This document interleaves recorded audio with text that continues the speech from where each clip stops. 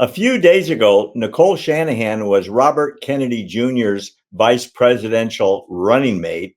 She let the cat out of the bag. Robert was going to bail and switch sides. Literally, the most famous Democrat family backing Trump. We've got the leak right here. Check it out.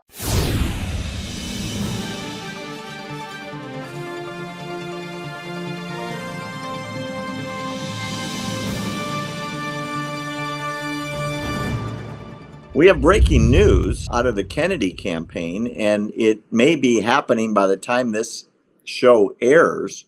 The combination of Nicole Shanahan and Robert Kennedy Jr., it may be quite possible that they are stepping out of the campaign with the express intent of joining forces, literally, with Donald Trump. And were that to occur, some pundits are saying today, it could be a 2 to 3 point percentage bump, especially in swing states for the Trump campaign.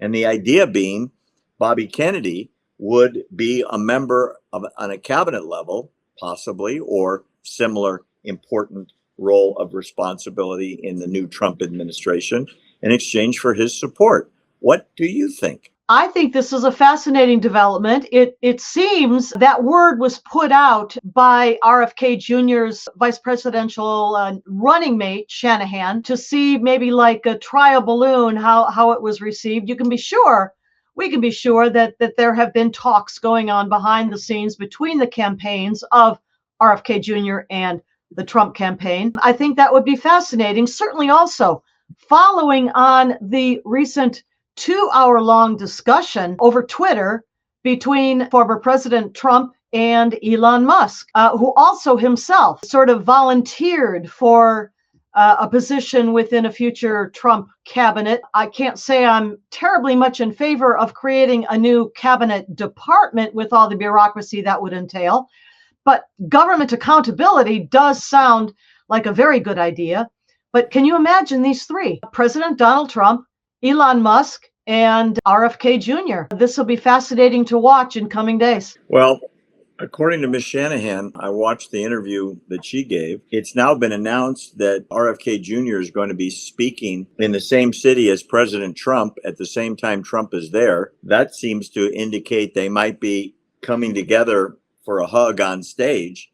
And that's a dramatic change. A couple things that have happened that have driven the Kennedy campaign to this point. According to what was reported, the DNC sued in a number of states to keep him off the ballot. Yeah. They excluded him from the Democrat Party. He's a lifelong Democrat. I mean, his family's been Democrat since like forever, including his uncle, who was president, and his father, who was attorney general and running for president when he was assassinated. I mean, these people were the Democrat Party, and now the Democrat Party doesn't want anything to do with them. And yet the Republican Party seems to be more, well, aligned with his political agenda. It would be fascinating if his, well, get back would be, you kept me off the ballot, you kept me out of the debates, you kept me off the television. I got into the White House through Mr. Trump being the president, if it happens, and I have a very important role. Wow, sweet revenge, maybe. Well, we shall see. I don't think that all of the Trump campaign's policies align with all of those of RFK Jr. Things like climate change policies come to mind. But were he to leave what is very much an undemocratic process in this election season on the part of the Democrat Party, which, just as you say, I mean, not only denied President Joe Biden, the primary votes that he earned and unceremoniously dumped him and put him on stage at the convention. I don't know, it was after my bedtime, but